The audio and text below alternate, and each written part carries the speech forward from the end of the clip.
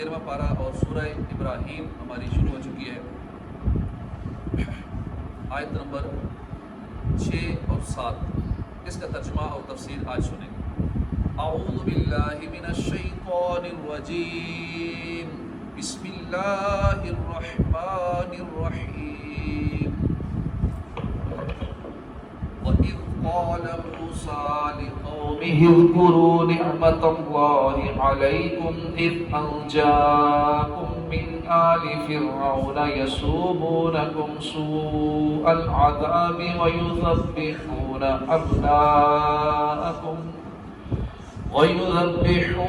أَبْنَاءَكُمْ وَيَسْتَحْيُونَ نِسَاءَكُمْ وَفِي ذَلِكُمْ بَلَاءٌ مِّن رَّبِّكُمْ عَظِيمٌ۔ وَإِذْ تَعَذَّنَ رَبُّكُمْ لَئِن شَكَرْتُمْ لَأَزِيدَنَّكُمْ وَلَئِن كَفَرْتُمْ إِنَّ عَذَابِي لَشَدِيدٌ۔ اللہ کے نام سے شروع جو نہایت مہربان رحمت والا۔ وَإِذْ قَالَ مُوسَىٰ لِقَوْمِهِ، اور جب کہا، وَإِذْ قَالَ اور جب کہا موسیٰ نے لِقَوْمِهِ اپنی قوم سے۔ وَإِذْ قَالَ مُوسَىٰ لِقَوْمِهِ اذْكُرُوا نِعْمَةَ اللَّهِ عَلَيْكُمْ، اپنی قوم سے کہا موسیٰ علیہ السلام نے یاد کرو، اذکر جیسے نماز کے اندر ہوتا ہے نا، شیطان کہتا ہے اذکر قضا، اذکر یہ یاد کر، یہ یاد کر۔ نماز کے اندر شیطان یہی کوشش کرتا رہتا ہے یاد کر۔ اذکر کا مطلب ہے یاد کر۔ کہ موسیٰ، جب اللہ نے کہا موسیٰ تم یاد کرو نعمت اللہ، اللہ کی نعمت کو، اللہ کے احسان کو، علیکم اپنے اوپر، اذ انجاکم جب اس نے نجات دی تمہیں، من آل فرعون، فرعون والوں سے،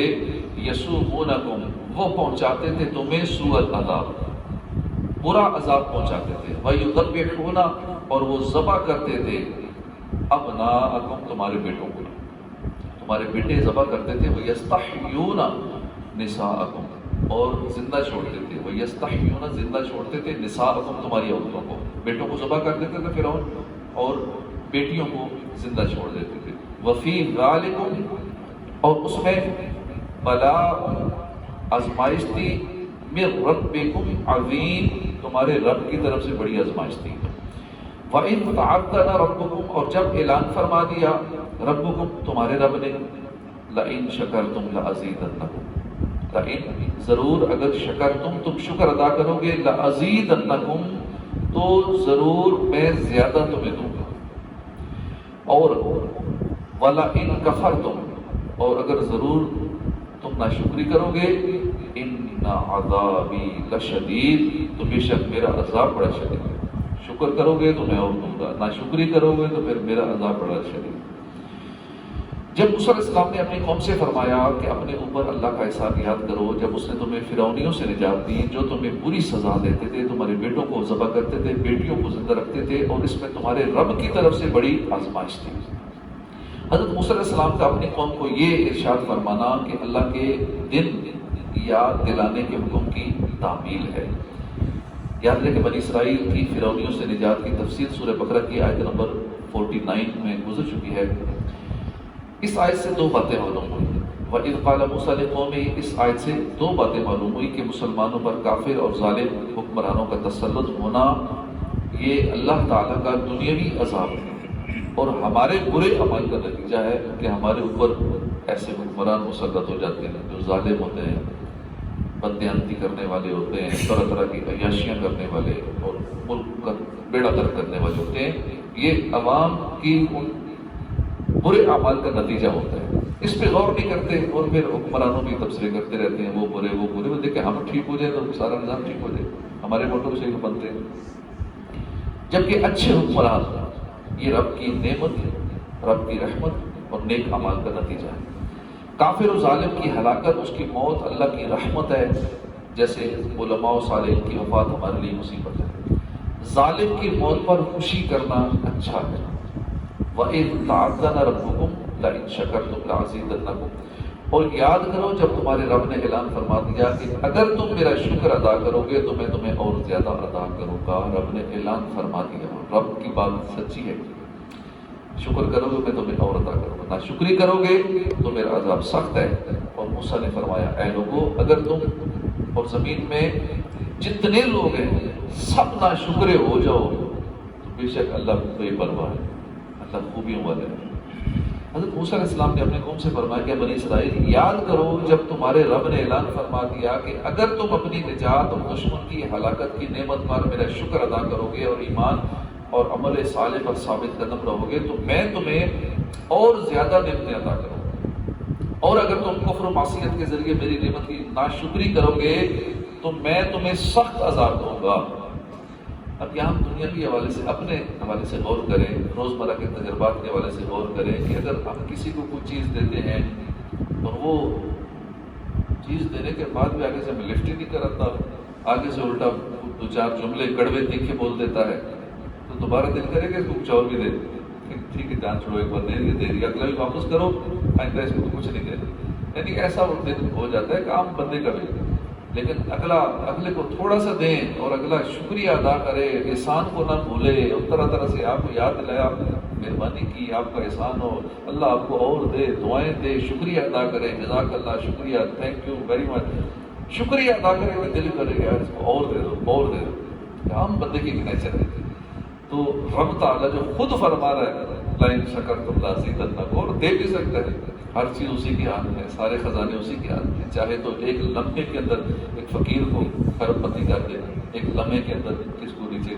اس کو فقیر بنا دے، سب اس کے ہاتھ میں، ہر چیز اسی کے پاس ہے، وہ جو چاہے، کمی ہے ہی نہیں اس کی بارگاہ میں۔ عام بندہ جو محتاج ہے، جب محتاج کا ہم شکریہ ادا کرتے ہیں تو اس کا دل کرتا ہے یار اس میں اور دو،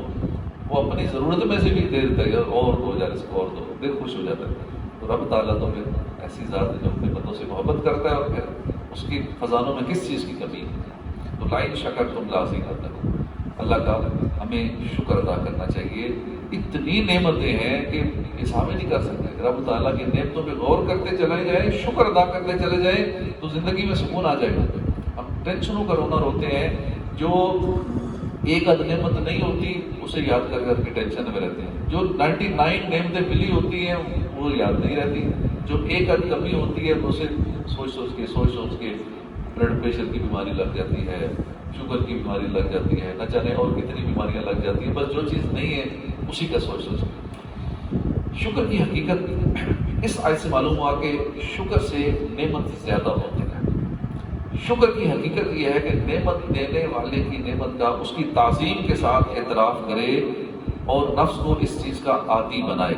یہاں ایک باریک نقطہ یہ ہے کہ بندہ جب اللہ کی نعمتوں اور اس کی طرح طرح کے اس کے فضل و کرم اور احسان کا مطالعہ کرتا ہے تو اس کی شکر میں مشغول ہوتا ہے، اس سے نعمتیں زیادہ ہوتی ہیں اور بندے کے دل میں اللہ تعالیٰ کی محبت بڑھتی چلی جاتی ہے۔ یہ مقام بہت برتر ہے، اور اس سے اعلیٰ مقام یہ ہے کہ نعمت دینے والی کی محبت یہاں تک غالب ہو جائے کہ دل کا نعمتوں کی طرف ملان ہی نہ لگے،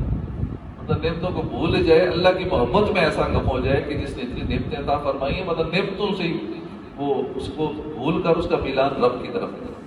یہ مقام تو صدیقوں کا ہے۔ آیت کی مناسبت سے یہاں شکر اور ناشکری کے حوالے سے جو احادیث مبارکہ ہے وہ سنیے۔ حضرت عبداللہ بن مسعود رضی اللہ عنہ سے روایت ہے، سرکار دو عالم صلی اللہ علیہ وآلہ وسلم نے ارشاد فرمایا، جسے شکر کرنے کی توفیق ملی وہ نعمت کی زیادتی سے محروم نہیں ہوگا، اس کی نعمتوں میں اضافہ ضرور ہونا ہے، جو ہو ہی نہیں سکتا کہ اس کی نعمت کم ہو جائے یا اتنی رہے، شکر کرے جو بندہ شکر کرے، کیونکہ اللہ تعالیٰ نے ارشاد فرمایا لئن شکرتم لازیدنکم، شکر کرو گے تو میں تمہیں اور زیادہ عطا کروں گا۔ جسے توبہ کرنے کی توفیق عطا ہوئی وہ توبہ کی قبولیت سے محروم نہ ہوگا، کیونکہ اللہ تعالیٰ نے ارشاد فرمایا ہے وَهُوَ الَّذِي يَقْبَلُ التَّوْبَةَ عَنْ عِبَادِهِ، یعنی اور وہی ہے جو اپنے بندوں کی توبہ قبول کرتا ہے۔ ہم توبہ کی عادت تو بنا لیں، ہر وقت معافی تو مانگیں، روزانہ معافی مانگیں، اللہ جتنے ہو گئے اب تک معاف کر دے، زندگی میں جتنے گناہ ہو گئے معاف کر دے، آج دن میں جتنے ہو گئے اللہ معاف کر دے، میں توبہ کرتا ہوں۔ یہ توبہ کی عادت تو بنائیں، وہ قبول کرے گا۔ حضرت نعمان بن بشیر رضی اللہ عنہ سے روایت ہے، حضور اقدس صلی اللہ علیہ وسلم نے ارشاد فرمایا جو تھوڑی نعمتوں کا شکر ادا نہیں کرتا وہ زیادہ نعمتوں کا بھی شکر ادا نہیں کرتا۔ چھوٹی چھوٹی نعمتوں پہ شکر ادا کرتے رہے، یا اللہ تو نے یہ دیا، ذرا سی خوشی مل گئی، یا اللہ تیرے شکر ہے، تھوڑی سی کوئی نعمت نظر آئی، یا اللہ تیرے شکر ہے، میں سو گیا ہوں، یا اللہ تکیہ تو نے عطا فرما دیا، تیرا شکر ہے، یا اللہ سردیاں آ رہی ہیں تو تھوڑا سا ٹھنڈا کا انتظام کر دیا، اللہ تیرا شکر ہے، مجھے سردی نہیں لگ رہی، تو نے مجھے مکان عطا فرمایا، مجھے بستر عطا فرمایا۔ چھوٹی چھوٹی نعمتوں پہ اللہ کا شکر ادا کرتے رہے ہر وقت، الحمدللہ، یا اللہ تیرا شکر ہے۔ حضرت حسن رضی اللہ عنہ فرماتے ہیں کہ مجھے یہ حدیث پہنچی ہے کہ اللہ تعالیٰ جب کسی قوم کو نعمت عطا فرماتا ہے تو ان سے شکر ادا کرنے کا مطالبہ فرماتا ہے۔ جب وہ شکر کریں اللہ تعالیٰ ان کی نعمت کو زیادہ کرنے پر قادر ہے، اور جب وہ ناشکری کریں تو اللہ ان کی نعمت کو ان کو عذاب دینے پر قادر ہے، اور ان کی نعمت کو ان پر عذاب بنا دیتا ہے، ان کی اس نعمت کو عذاب بنا دیتا ہے۔ سنن ابو داؤد میں ہے کہ رسول اکرم صلی اللہ علیہ وسلم نے حضرت معاذ بن جبل رضی اللہ عنہ کو ہر نماز کے بعد یہ دعا مانگنے کی وصیت فرمائی کہ معاذ ہر نماز کے بعد یہ دعا مانگو۔ ہمیں بھی چاہیے کہ یہ دعا ہر نماز کے بعد مانگنی چاہیے، اللہم اعنی علی ذکرک و شکرک و حسن عبادتک و حسن عبادتک۔ یہ دعا ہمیں بھی مانگنی چاہیے ہر نماز کے بعد بھی، اور جب بھی موقع ملے دعا کا یہ دعا کرتے رہنا چاہیے کہ اے اللہ تو اپنے ذکر اور اپنے شکر اور اچھے طریقوں سے اپنی عبادت کرنے پر میری مدد فرما۔ اللہ تعالیٰ اپنے فضل سے ہمیں کثرت کے ساتھ اپنا ذکر اور شکر کرنے کی توفیق عطا فرمائے، اور اپنی نعمتوں کی ناشکری کرنے سے اللہ پاک ہم سب کو محفوظ فرمائے۔ آمین۔ صدق اللہ العظیم۔